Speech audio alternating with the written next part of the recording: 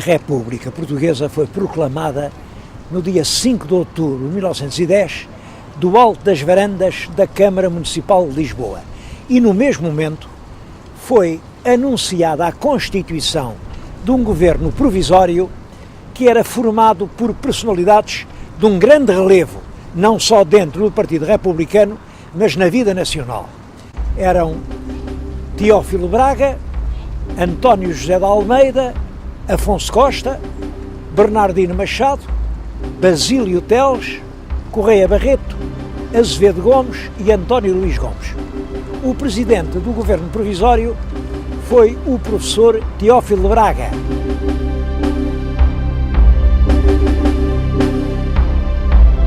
A República era contra o rei, era contra a Igreja, mas não tinha assim projetos concretos. Em 28 de maio de 1911 fazem-se as eleições para a Assembleia Nacional Constituinte. A Constituição foi feita rapidamente, era uma Constituição de tipo parlamentarista e submetia o governo ao apoio de uma maioria que parecia muito sólida. A verdade é que essa solidez desmoronou-se rapidamente. Porque dentro do Partido Republicano havia uma esquerda, uma direita e um centro. O chefe da esquerda, do verdadeiro e autêntico Partido Republicano, era um vulto de grande prestígio, o Dr. Afonso Costa.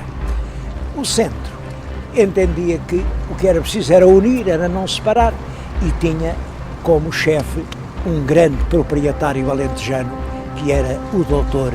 Brito Camacho. Dos que eram da direita diziam que eram evolucionistas. Evolução quer dizer, em vez de assim de uma revolução súbita, uma revolução a causar estragos, traumatismos, descontentamentos, era preciso uma evolução na continuidade, como mais tarde se diria. E o chefe dos evolucionistas era o Dr. António José de Almeida, um homem também de grande prestígio. O Parlamento era o terreno das lutas entre todos esses partidos e a situação política portuguesa foi marcada por uma instabilidade política permanente. Basta dizer que entre 1911 e 1926 houve 44 governos, 7 parlamentos eleitos e 8 presidentes da República.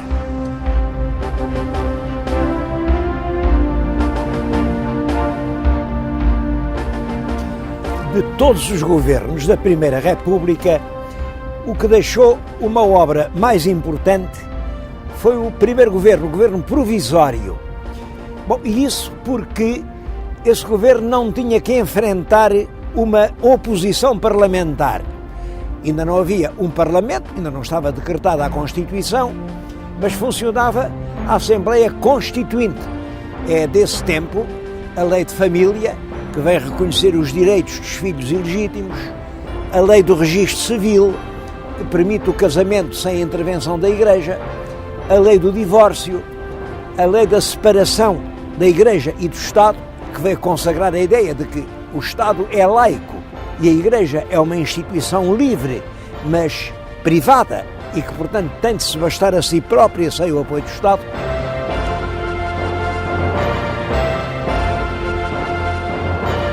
O episcopado tomou posições contra as medidas antirreligiosas e o governo proibiu a leitura das pastorais dos bispos, mesmo dentro das igrejas. É claro, houve muitos bispos que não obedeceram e, por isso, vários prelados foram perseguidos. Em 1913, o Vaticano quebrou as relações com o governo de Lisboa e todo esse conflito foi extremamente negativo para um regime que acabava de se implantar e que precisava da adesão de todos os portugueses.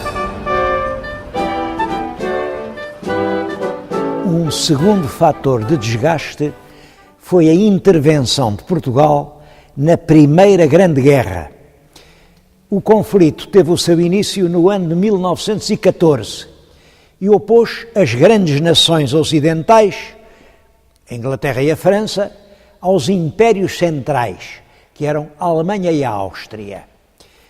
Esses blocos aspiravam a uma posição de hegemonia na Europa e ao controle das fontes de matérias-primas que eram essenciais para o desenvolvimento económico que então todo o mundo ocidental estava a incentivar. Quando se viesse a fazer a paz, os vencedores, quaisquer que eles fossem, iam ficar para si com as colónias portuguesas, porque desde há muito tempo que se sabia que eles tinham feito combinações para repartirem as colónias entre eles. Portanto, nós tínhamos que alinhar com alguma das partes, naturalmente com a Inglaterra, que era a nossa aliada desde há tantos séculos. Mas a Inglaterra não se mostrava nada interessada numa ajuda militar portuguesa. Quando, no ano de 1917, e a pedido do governo inglês, o governo português apreendeu cerca de 70 navios mercantes que se tinham vindo refugiar no Tejo. E isso, evidentemente, provocou uma declaração de guerra por parte da Alemanha. Foi para participarmos, efetivamente, nas hostilidades que aqui em Portugal se preparou um corpo de exército, 3 divisões, constituídos por 55 mil homens e que era, em grande parte, armado e equipado pelos ingleses. Essas forças foram levadas para a frente da batalha durante o ano de 1917 e o episódio militar mais memorável da intervenção portuguesa na conflagração europeia foi a Batalha de La Lixe, no dia 9 de abril de 1918. Deu-se uma grande ofensiva alemã que passou exatamente pela linha da frente onde estava o setor português e as nossas tropas foram literalmente esmagadas com devastadoras perdas humanas.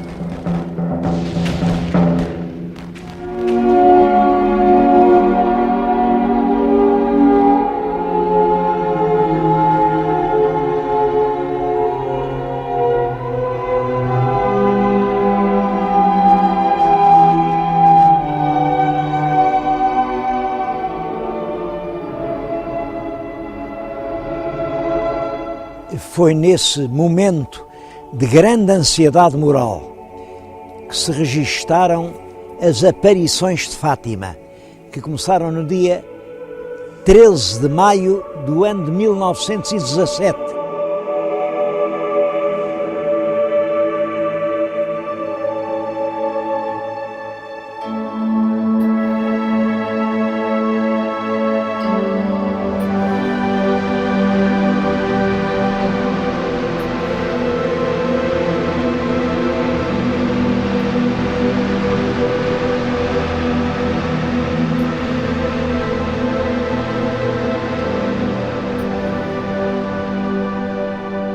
A veracidade das aparições foi rapidamente aceite pela grande maioria da população católica portuguesa, que via na guerra uma espécie de empresa da República.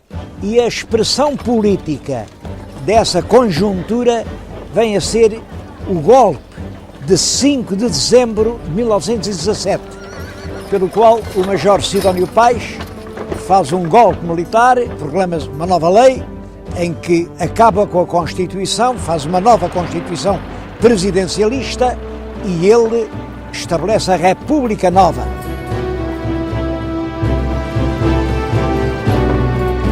As características da República Nova é um regime em que se mantém realmente a forma republicana, mas uma forma republicana apoiada nos grandes setores da maioria conservadora do país. A verdade é que a República Nova não durou muito tempo. Passado cerca de um ano, Sidónio Pais foi assassinado na estação do Rossio e assim acabou esse efêmero regime.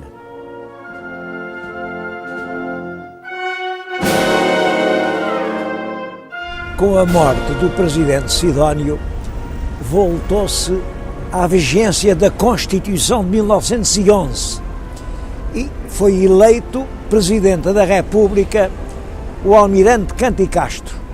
mas não tardou que se regressasse ao clima de instabilidade partidária. Em 11 de novembro de 1918, os alemães pediram o armistício e Portugal foi admitido à Conferência de Paz entre as potências vencedoras. Mas a verdade é que o pós-guerra teve consequências muito graves na economia do nosso país.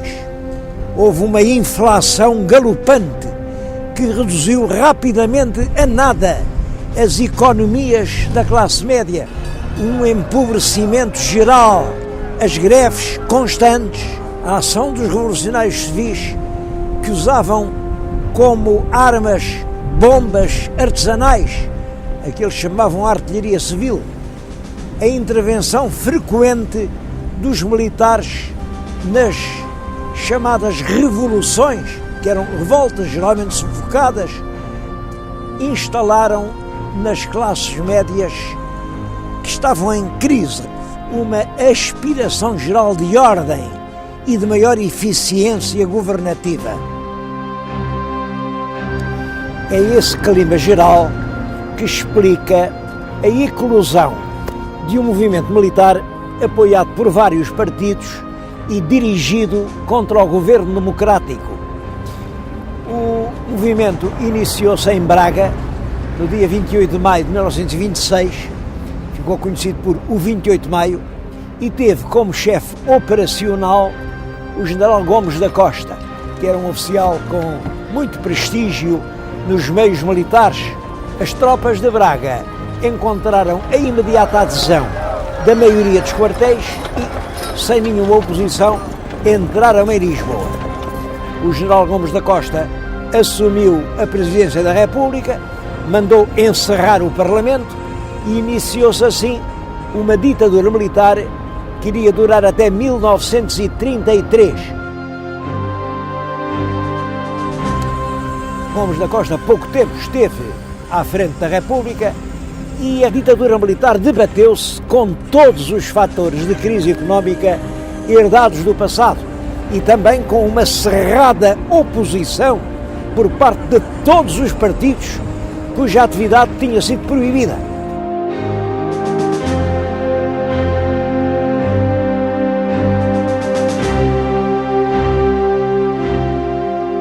O problema financeiro era especialmente agudo, porque o recurso aos empréstimos na banca estrangeira era dificultado em 1928 pela ação dos imigrantes políticos que protestavam lá que Portugal não satisfaria as responsabilidades de qualquer empréstimo que fosse contraído, visto que o país não estava em plena legalidade democrática. Essa oposição à ditadura culminou com a revolta militar de fevereiro de 1927, o 7 de fevereiro, que eclodiu aqui no Porto e que também depois teve repercussão em Lisboa e que provocou centenas de mortos. Todos os oficiais comprometidos nessa revolta foram exilados, uns para a Ilha da Madeira, outros para os Açores, Cabo Verde e Angola. Muitos políticos notáveis saíram então do país e passaram a combater a ditadura no exílio. Mas, entretanto, agravava-se fortemente a situação financeira. E foi a urgência desses problemas que levou os militares da ditadura a chamar para a pasta das finanças um professor da Universidade de Coimbra, o Dr. António de Oliveira Salazar, que era um vulto muito ligado aos meios católicos da universidade. O novo ministro restabeleceu rapidamente o equilíbrio orçamental com uma enérgica contenção das despesas públicas. Entretanto, a presidência da República tinha sido ocupada pelo general Carmona, que em 1932 confiou ao Ministro das Finanças, o Dr. Oliveira Salazar, a chefia do governo. Logo no ano seguinte foi elaborado o texto de uma nova Constituição Política. Essa Constituição, de caráter fortemente presidencialista, atribuía uma grande força política ao governo e limitava os poderes dos parlamentos. É ao regime titulado por essa Constituição de 1933 que se deu o nome de Estado Novo. Os presidentes da República foram sucedendo, o general Carmona, depois o general Craveiro Lopes, depois o almirante Américo Tomás, mas o chefe do governo, que segundo a Constituição devia depender inteiramente da escolha do presidente, era sempre o mesmo, Dr. Oliveira Salazar. O governo exercia uma autoridade que só reconhecia como limites, como dizia a Constituição, a moral e o direito, e por isso não permitia a ação dos partidos políticos. Existia uma polícia política que impedia toda a atividade partidária e que era especialmente severa na repressão das atividades do Partido Comunista.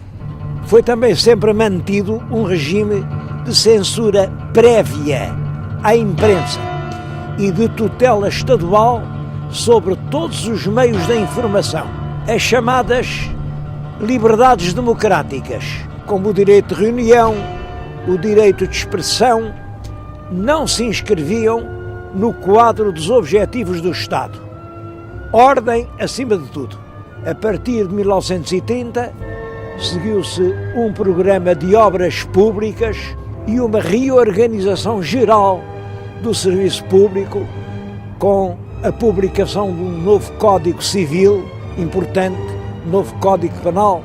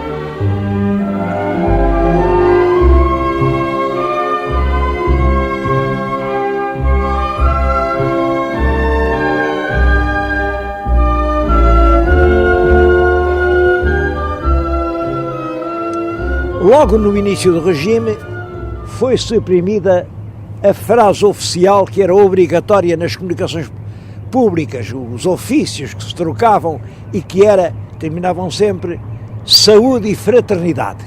Bom, isso foi suprimido e, em vez disso, mandou-se escrever a bem da nação.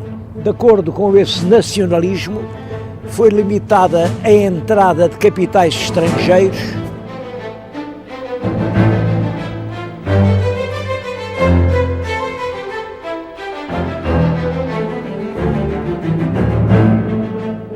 Portugal definiu uma posição de rigorosa neutralidade durante a Segunda Grande Guerra Mundial.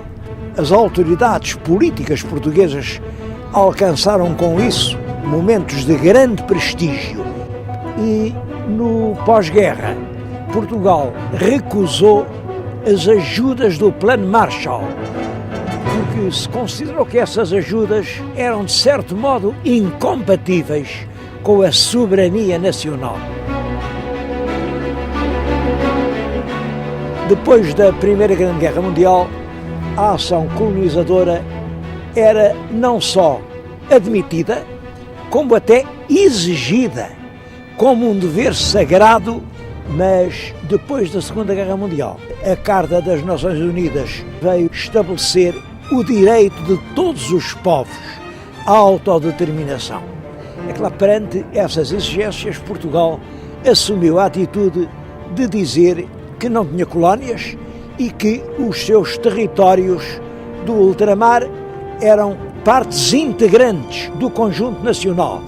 Naturalmente que essa posição integracionista do governo português não foi reconhecida pela comunidade das nações. Pelo contrário, desencadeou uma forte hostilidade.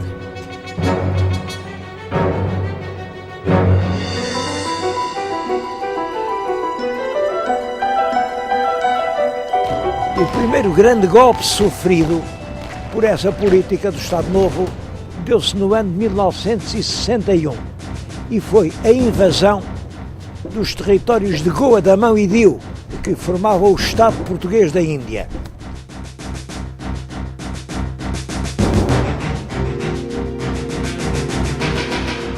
Nesse mesmo ano, 61, iniciou-se em Angola um movimento de guerrilha que nos anos seguintes se verificou também nos territórios da Guiné e de Moçambique. Esses movimentos dispuseram desde o início de um grande apoio internacional e sabia-se que quer os Estados Unidos da América, quer a União Soviética apoiavam e forneciam armamento e apoio diplomático aos movimentos da guerrilha. Isto criava a Portugal uma situação extremamente difícil. Durante 13 anos, Portugal manteve uma guerra nas 3 frentes africanas, de Guiné, Angola e Moçambique.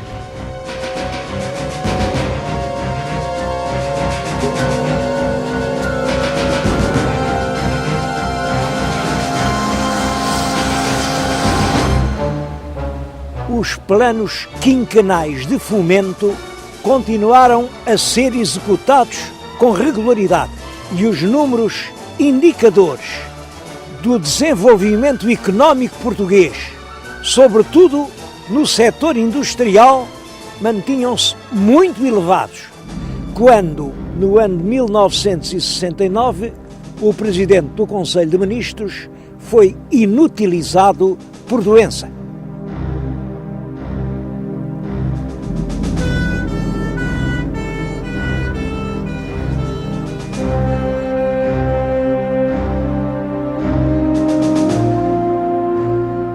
O Presidente da República, Almirante Américo Tomás, ouviu as chefias militares, convocou o Conselho de Estado e nomeou o novo chefe do governo, o professor Marcelo Caetano.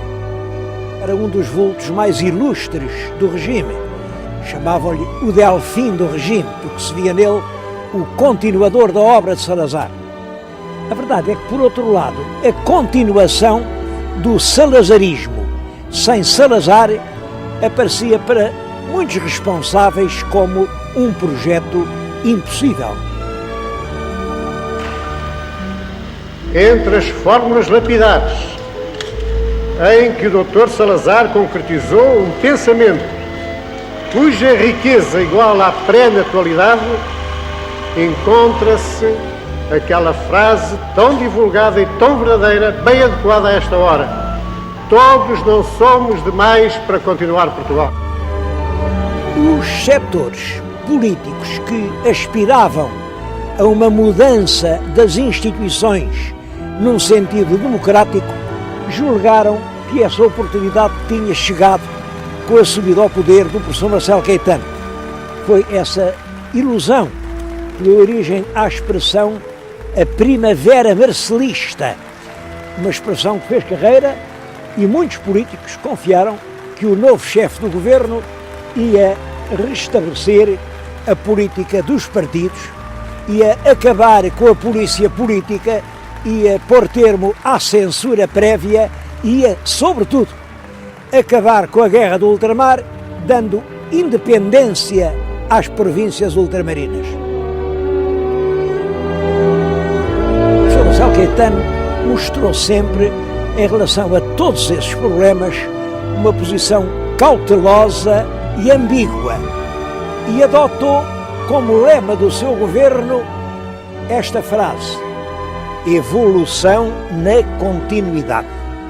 Mas os governantes têm de ponderar as repercussões das questões umas nas outras. são forçados a encarar os vários aspectos de cada caso, porque as resoluções que derem às questões vão de ajustar-se ao interesse geral. Eis o que eu gostaria de ver compreendido pela generalidade dos portugueses. Marcelo Caetano pretendeu, até ao fim, manter o apoio dos partidários da continuidade, que eram todos os quadros políticos do antigo regime, e ao mesmo tempo ter por si os defensores da mudança, que eram representados pelos expoentes das correntes progressista e democrática. Sob o ponto de vista material, o país continuou o ritmo de progresso que vinha desde as décadas anteriores. E são, em especial, da responsabilidade do Dr. Marcelo Caetano, alguns projetos ambiciosos e grandiosos, como a barragem da Cabora-Bassa, devia ser a maior central hidroelétrica de toda a África. O polo industrial Sines, que foi planeado para refinar as ramas do petróleo de Cabinda, tornando-se assim um dos grandes centros energéticos da Europa. Ou a barragem do Alqueva, com a qual se tencionava irrigar uma grande parte do Alentejo, ou a irrigação da Cova da Beira, ou vários outros projetos que realmente representam uma grande vontade de modernizar o país.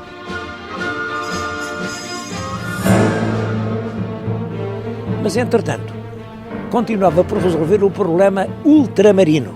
A Organização das Nações Unidas fazia uma pressão cada vez mais forte sobre o governo português, no sentido de ser alterada a tese oficial de que os territórios coloniais eram uma parte integrante de Portugal e, portanto, já tinham a sua autonomia.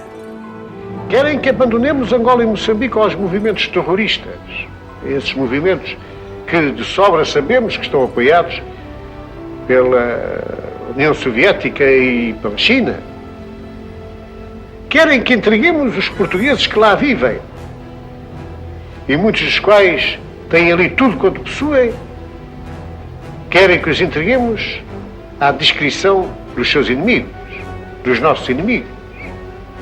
Querem que desistamos da obra de fomento e de civilização que presentemente está em curso, traduzida por uma admirável pujança de trabalho e iniciativa que a segurança dada pela presença da soberania portuguesa desencadeou e mantém. As forças da direita não aceitavam nenhuma modificação a esse respeito e, por isso, o próprio Dr. Marcelo Caetano fez tímidas aproximações no sentido de dar satisfação às pressões internacionais. E o derrube do regime de Lisboa foi, a partir de certo momento, considerado como a única forma de se conseguir uma mudança do governo português quanto às colónias.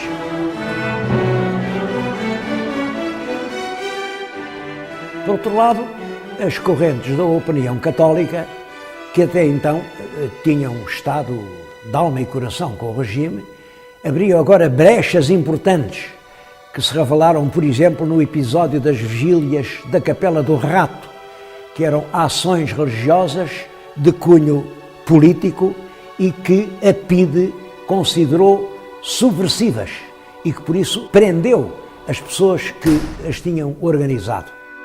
O governo, a certa altura, quis integrar nos quadros permanentes os oficiais milicianos que tinham feito ou estavam ainda a fazer a Guerra da África. Mas, é claro, os oficiais do quadro permanente eram os que tinham feito os cursos da Academia Militar, opuseram-se e foi assim que nasceu aquilo a que se chamou o movimento dos capitães. Esse movimento começa por ter objetivos essencialmente de defesa da carreira militar, mas rapidamente assume o caráter de uma contestação política ao regime. A posição do próprio chefe do governo, o professor Marcelo Caetano, era de perplexidade. Ele, em março de 1974, tentou renunciar ao seu cargo e apresentou formalmente um pedido de demissão ao Presidente da República. A justificação é que era ele o responsável pela ordem que o Ministro da Defesa deu para se publicar o livro do General Spínola e que isso tinha sido um erro e quem faz erros deve pagá-los. A verdade é que estavam em curso já movimentos militares e mesmo nesse mês de março, um movimento que parte das Caldas Rainha vem abortar já às portas de Lisboa.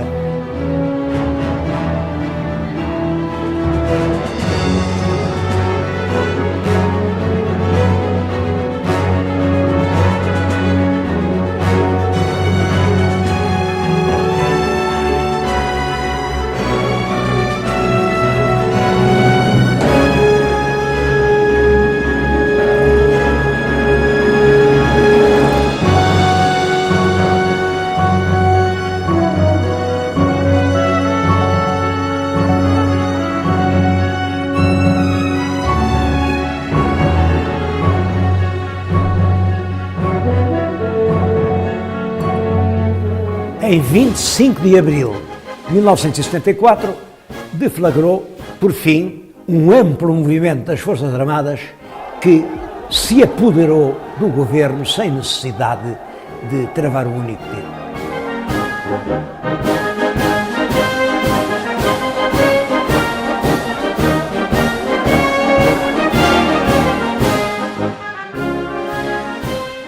Estou a falar nisto num local que está diretamente relacionado com os acontecimentos. É uma sala no Regimento de Engenharia 1, na Pontinha, aqui nos arredores de Lisboa, e foi esta sala que serviu de posto de comando das operações. Estão aqui os próprios telefones de que os oficiais se serviam para dar as suas ordens às várias unidades. Tenho aqui a fotocópia do plano das operações. É um documento pormenorizado, que é da autoria do Major Otelo Saraiva de Carvalho. Tenho aqui os comunicados que daqui mesmo se foram fazendo à imprensa, da autoria do Tenente-Coronel Lopes Pires.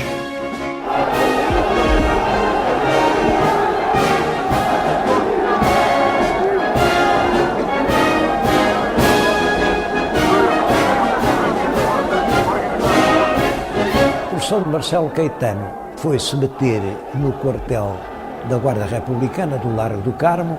O Presidente da República ficou em Belém, mas ambos foram presos e levados pelo movimento triunfante para a Ilha da Madeira e mandados seguir, pouco depois, para o Brasil, onde se fixaram. O Presidente Tomás ainda regressou a Portugal, o Dr. Marcelo Caetano morreu no seu exílio.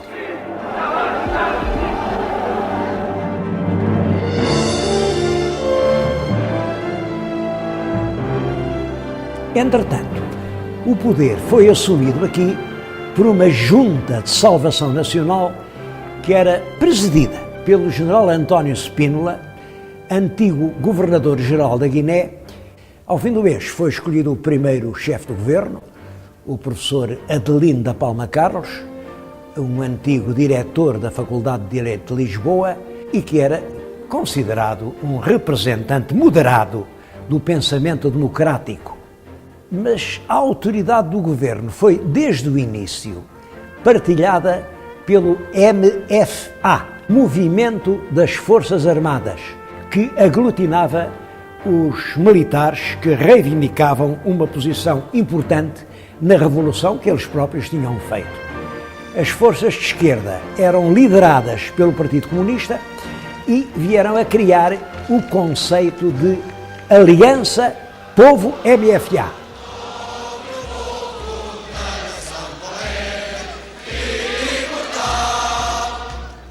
Mas o primeiro governo provisório, esse governo presidido pelo Dr. Palma Carlos, durou menos de 2 meses, porque rapidamente se considerou sem autoridade para dirigir o turbilhão de acontecimentos que a Revolução veio desencadear e foi substituído pelo coronel Vasco Gonçalves na chefia do governo. Vasco Gonçalves era o oficial de mais alta patente no movimento das Forças Armadas e pretende, em consonância com o Partido Comunista, realizar profundas transformações na sociedade portuguesa. Mas a tendência moderadora e conservadora do general Spínola foi rapidamente ultrapassada. Em 30 de setembro de 1974, portanto, poucos meses depois da Revolução, Spínola faz perante as câmaras da televisão esta declaração dramática. Nestas condições e perante a total impossibilidade de, no atual clima, se construir uma democracia autêntica ao serviço da paz e do progresso do país, renuncio ao cargo de Presidente da República. A Junta da Salvação Nacional, que no seu início pretendia representar todas as forças políticas da oposição ao regime, mas que nesta altura, com aquela constante inclinação à esquerda, já estava reduzida a 3 elementos, designou como Presidente da República o general Costa Gomes. E o governo foi remodelado com a saída de todos os ministros que se opunham a uma política abertamente de esquerda. É claro que com a saída do general Spínola do governo desaparecia o mais grave obstáculo ao triunfo da tese da descolonização imediata. O abandono das colónias era-nos agora imposto por todas as potências do mundo, mas é claro que isso representava uma mudança essencial na história de Portugal. E por isso a opinião estava profundamente dividida sobre o caminho a seguir.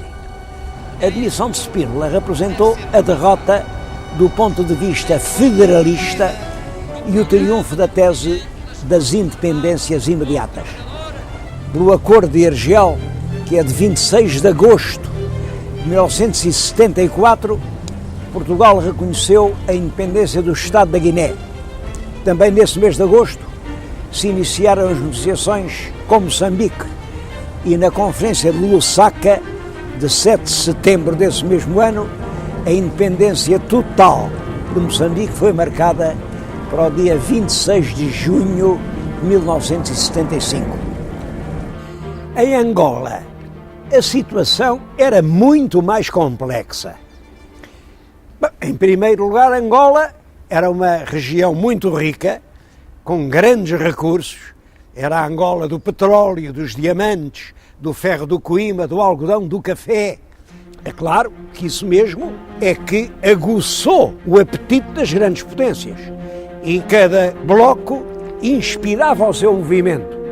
A América estava na base do FNLA, a União Soviética e os países comunistas apoiavam o MPLA, controlando uma grande parte dos povos do interior de Angola. Havia a UNITA, presidida pelo carismático Jonas Savimbi. Pouco depois do general Costa Gomes assumir a presidência da República, iniciaram-se negociações oficiais entre esses 3 partidos e o governo português, que conduziram ao Acordo do Alvor, assinado no dia 15 de janeiro de 1975. Os 3 partidos prometiam estabelecer a paz entre si e organizar um governo de coligação.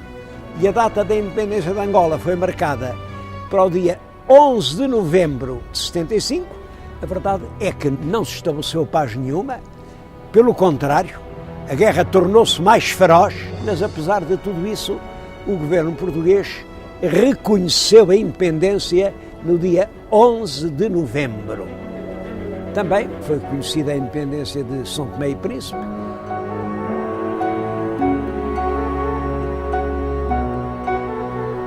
Esse processo da independência dos domínios ultramarinos teve alguns momentos muito dolorosos. Um deles é o da independência de Timor. O governo português reconheceu a independência a um partido político, a Fretilin, e isso provocou uma invasão pelo exército indonésio. O governo português nunca reconheceu essa situação, a Fretilin também não, e dirigida por um líder nacional, Xanana Guzmão, manteve um movimento de guerrilha enérgico até que, no ano de 2001, foi reconhecida a independência de Timor-Leste.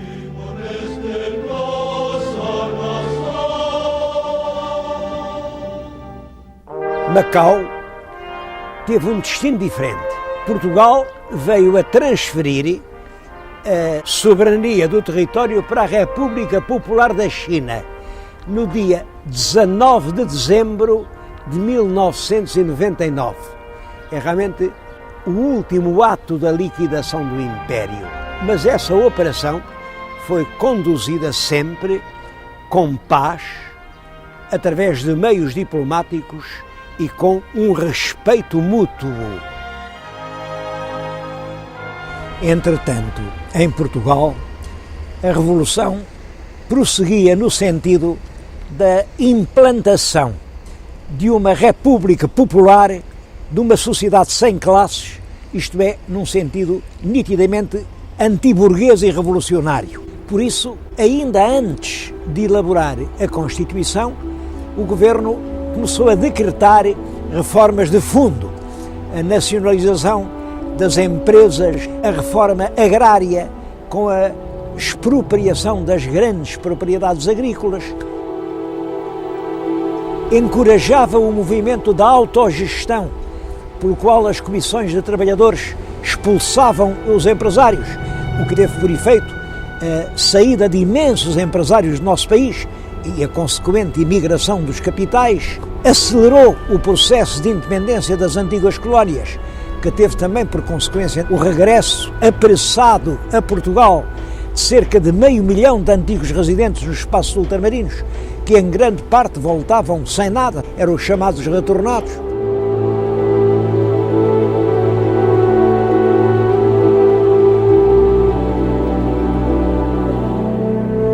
O problema da pluralidade ou unidade sindical conduziu depressa à ruptura da aliança entre o Partido Socialista e o Partido Comunista. Dizia-se que se preparava uma matança da Páscoa, com a execução sumária de 1.500 pessoas. Foi esse o ato que fez Spínola, segundo ele dizia, a tentar um golpe militar no dia 11 de março de 1975. Aqui quem dá ordens no país é o Presidente da República, é o Primeiro-Ministro, é o Hotel Saraiva de Carvalho e é o Chefe de Estado-Maior-General. Mas a operação falhou e acentuaram-se, a partir de 11 de março, a nacionalização da banca, de todas as companhias de seguros, a dissolução da Junta de Salvação Nacional e do Conselho de Estado, e todos os poderes passaram a ser exercidos por um Conselho da Revolução, que foi criado em 14 de março de 1975, mas cerca de um mês depois realizam-se as primeiras eleições para a Assembleia Constituinte. E os resultados dessas eleições vieram a alterar completamente o panorama político português.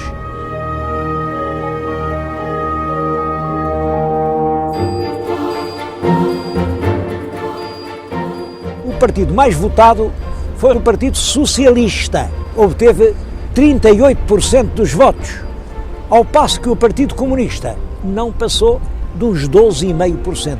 Esses resultados eleitorais significavam claramente uma vitória do centro. Partido Socialista e Partido Social Democrático tinham mais de metade dos votos do país.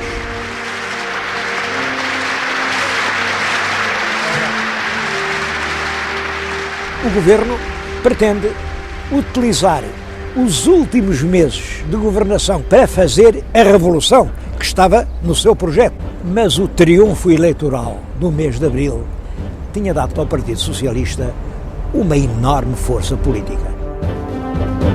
Tratava-se agora de contrapor a legitimidade civil representada pelo triunfo nas urnas à legitimidade revolucionária que o Conselho da Revolução dizia representar. E o conflito latente entre Os dois partidos, os do centro e os da esquerda, levam os ministros socialistas a abandonarem o governo e logo a seguir o Partido Socialista organiza em Lisboa, aqui na Fonte Luminosa, um comício que reuniu centenas de milhares de pessoas. O Dr. Mário Soares, num discurso muito enérgico, denunciou o perigo que estávamos a atravessar de cair numa ditadura de esquerda. Podem estar certos que marcharemos em frente no caminho da revolução, no caminho do socialismo, mas mantendo os direitos da pessoa humana, mas mantendo as liberdades, mas mantendo a democracia. Inicia-se então o período que ficou conhecido como o Verão Quente e chega a recear-se a Guerra Civil. Em muitas povoações, sobretudo no norte de Portugal, as sedes do Partido Comunista, em muitos casos, foram incendiadas. Em agosto, 9 membros do Conselho da Revolução publicaram um documento em que se oponham ao totalitarismo do Bloco Comunista, pondo, enfim, na linha das grandes democracias ocidentais. E a Assembleia do Exército, reunida em Tancos, decidiu demitir os oficiais que representavam o Exército no Conselho da Revolução. Um desses oficiais era o general Vasconcelos, que se via privado de legitimidade para continuar no governo e foi substituído pelo almirante Pinheiro de Azevedo, que era considerado um partidário da moderação e do alinhamento com a Europa, mas não teve força para dominar a agitação que parecia ter-se mesmo instalado no país. Da República. O sexto governo veio para ficar e ficará enquanto o povo português quiser. O povo é sereno. O povo é sereno. O povo é sereno.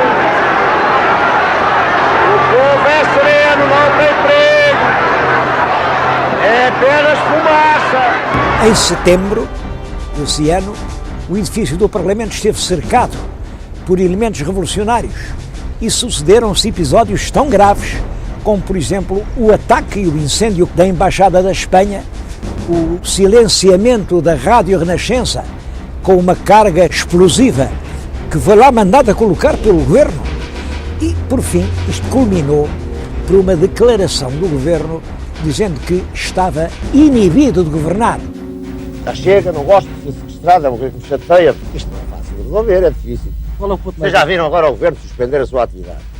Realmente assim, fora do normal. O movimento militar de 25 de novembro, desencadeado pela esquerda, foi rapidamente dominado pelas forças fiéis ao governo e marcou o fim dessa tentativa de escalada marxista e o triunfo definitivo da linha moderada da Revolução.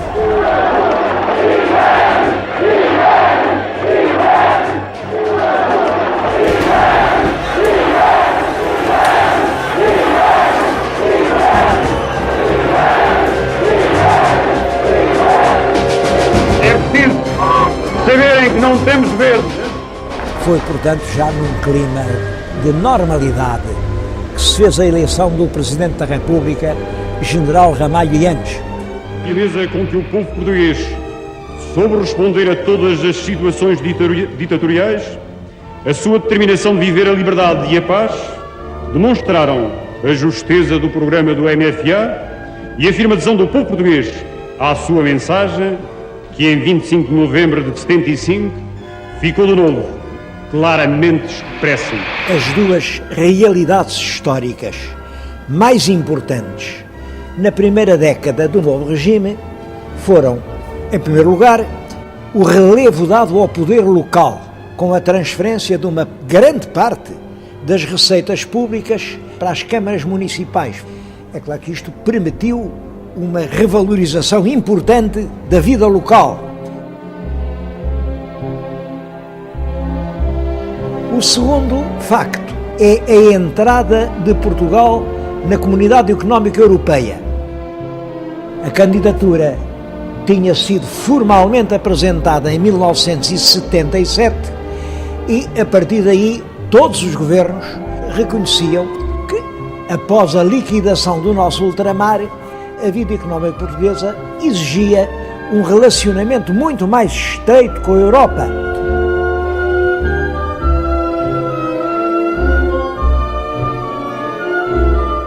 O ato formal de adesão só se verificou depois de 8 anos de negociações e teve lugar no ano de 1985, num ato solene que teve como cenário o claustro manuelino dos Jerónimos.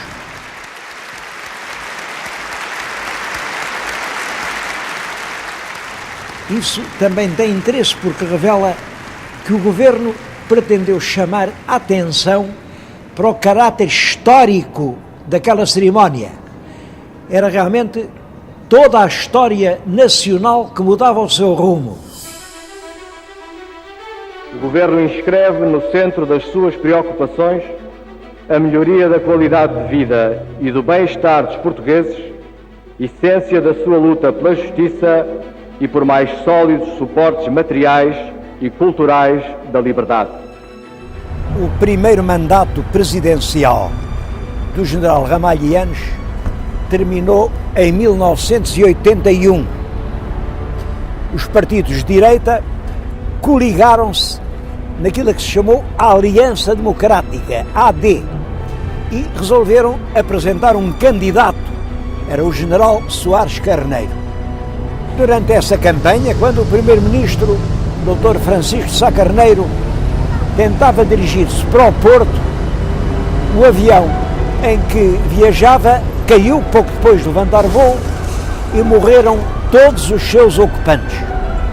É o desastre de Camarate. Num horrível acidente de aviação, morreu hoje, ao princípio da noite, o primeiro-ministro de Portugal, Dr. Francisco Sá Carneiro. Ignoramos ainda as causas do acidente, que serão apuradas no mais rigoroso inquérito a que se procederá de imediato. As autoridades oficiais afirmaram que se tratava simplesmente de um acidente, mas a hipótese de um atentado nunca pode ser completamente afastada.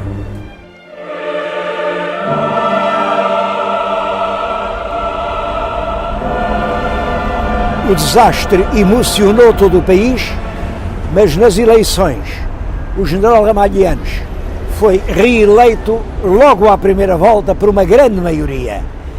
Ele agora tinha do seu lado não só a metade conservadora do país, que o tinha imposto na primeira volta, mas também a metade progressiva, que o tinha reconhecido como um homem capaz de realizar as suas aspirações. Sá Carneiro foi substituído no governo pelo Dr. Francisco Pinto Balsemão, mas a AD pouco mais tempo durou. O desalento é quebrado apenas por um acontecimento que encheu a nação de orgulho. Winner of the gold medal, representing Portugal, Olympic champion Carlos Lopes.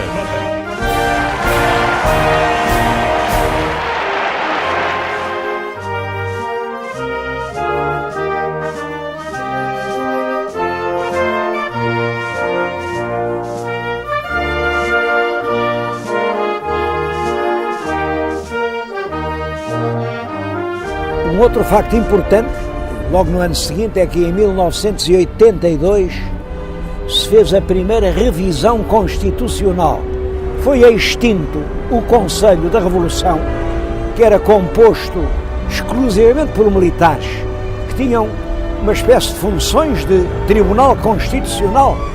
O general Ramalhianes foi reeleito para um segundo mandato e ao general Ramalhianes sucedeu na presidência o Dr. Mário Soares, que era o líder do Partido Socialista e uma personalidade de excepcional fulgor político.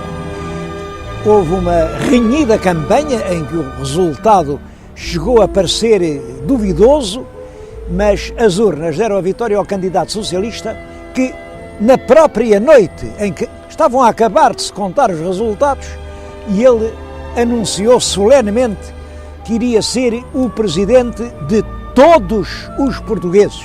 Serei, em absoluto, fiel aos meus compromissos, isto é, que serei o presidente de todos os portugueses, como fui no passado. Promessa que ele cumpriu, o que lhe valeu uma reeleição, com o apoio do próprio PSD, o seu antigo antagonista. O seu prestígio abriu certamente o caminho a um novo candidato do Partido Socialista, o Dr. Jorge Sampaio, e também Jorge Sampaio se viu reeleito para um segundo mandato, numa vitória fácil. A terceira situação que se deve salientar é a estabilidade política. Regressou-se assim a uma espécie de novo rotativismo entre as forças do centro. Por um lado, o centro-direita, protagonizado pelo PSD, por outro, o centro-esquerda, representado pelo PS. Essas duas tendências têm-se revezado no poder e à vigência do PSD deu-se o nome de cavaquismo, por ser chefe do governo o líder do partido, o professor Aníbal Cavaco e Silva. O PSD dominou o governo durante toda a década de 85-95 e realmente reintroduziu a ordem administrativa e financeira no país. É claro que para isso tiveram um peso decisivo as injeções de fundos internacionais resultantes da entrada de Portugal na União Europeia. Alguns dirão que ficámos aquém do desejável. Outros considerarão que fomos longe demais. Não é uma etapa final. É antes o começo de um novo ciclo.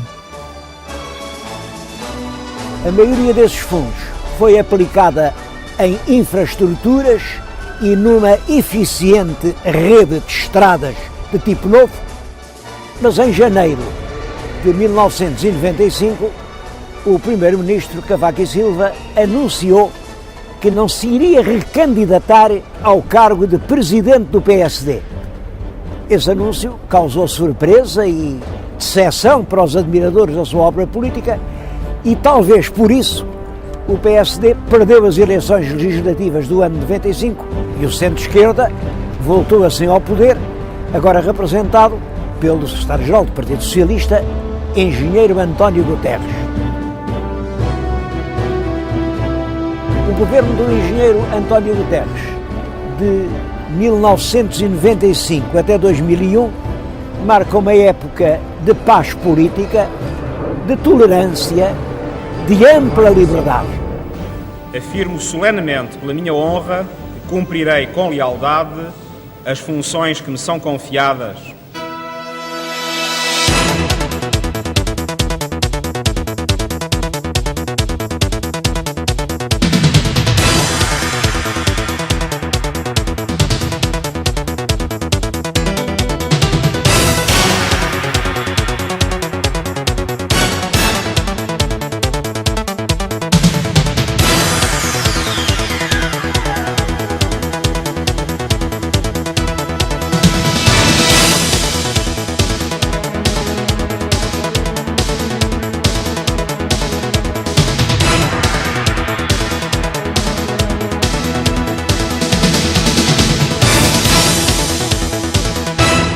O abrandamento das forças económicas refletiu-se nas finanças públicas e obrigou o governo a sucessivos orçamentos retificativos, com derrapagens orçamentais que refletiam uma crescente perda do vigor do Estado, que não conseguia impor os seus próprios orçamentos. Uma hostilidade generalizada dos instrumentos de opinião, em particular da imprensa, influenciou muito os resultados das eleições autárquicas de dezembro de 2001.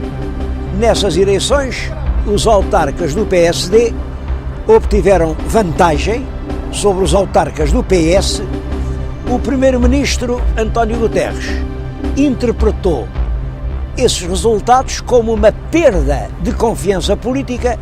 Por isso mesmo, pedirei ao Sr. Presidente da República que me receba para lhe apresentar o meu pedido de demissão das funções de Primeiro-Ministro, querendo com isto contribuir para a criação de uma situação que permita um pleno restabelecimento da confiança entre governantes e governados.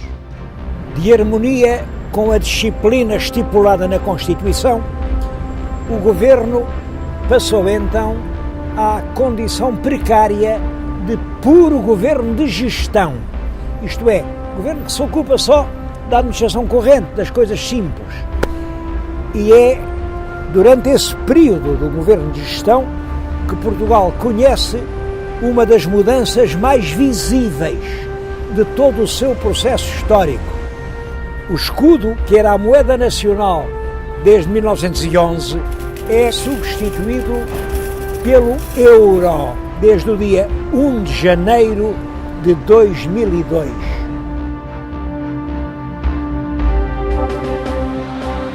As eleições legislativas foram então marcadas para o mês de março de 2002 e os resultados das urnas deram o primeiro lugar, mas não deram a maioria absoluta ao Partido Social Democrático, que era liderado pelo Dr. Durão Barroso. Considero esse mandato uma grande responsabilidade. Pelo meu lado, farei tudo, mas tudo o que estiver ao meu alcance para dar a Portugal uma solução de estabilidade e de credibilidade. De harmonia com a Constituição, o chefe do partido mais votado foi chamado a formar o governo e ele, para ter maioria, coligou-se com o CDS, liderado pelo Dr. Paulo Portas, que no novo governo assume uma posição-chave. É Ministro de Estado e, ao mesmo tempo, Ministro da Defesa Nacional. Esta nova equipa governativa inicia os seus trabalhos com uma denúncia da situação das finanças públicas, condenando por esse resultado o governo anterior. Nós vamos levar a cabo a redução do IRC de 30% para 20% até 2004. Vamos fazê-lo. E se não o fazemos agora é apenas por uma razão muito simples. É pela situação em que os senhores deixaram o país. Sr. Deputado, os senhores deixaram Portugal de tanga.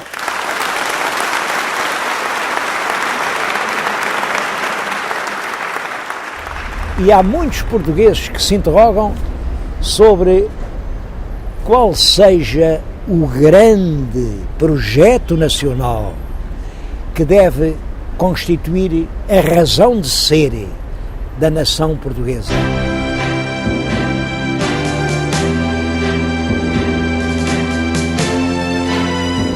Há quase 1000 anos que se construíram as primeiras muralhas deste castelo e faz precisamente 863 anos que foi o Tratado de Samora, que, como sabem, é a data a partir da qual se considera que Portugal é uma nação independente. Foram muitos séculos, todos difíceis e todos diferentes. É o século XII, o século da fundação, de Dom Afonso Henriques, da luta contra os mouros, das grandes catedrais românicas.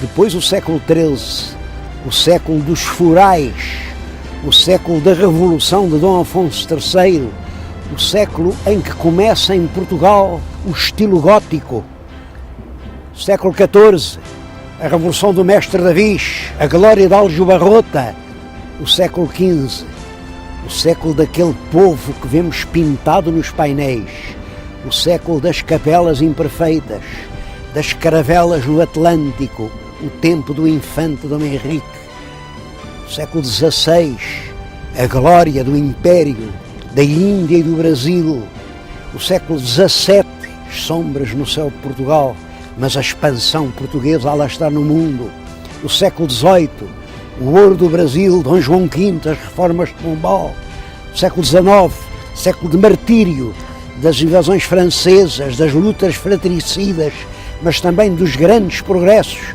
os primeiros comboios, os primeiros selos, os primeiros telégrafos, o século XX, o século em que vêm os primeiros aviões e os grandes aviadores, o século dos últimos fumos do Império.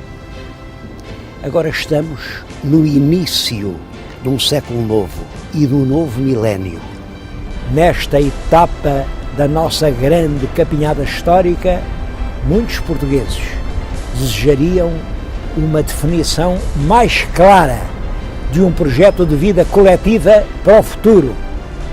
A história diz-nos quem fomos, mas é a política que tem de nos dizer quem iremos ser.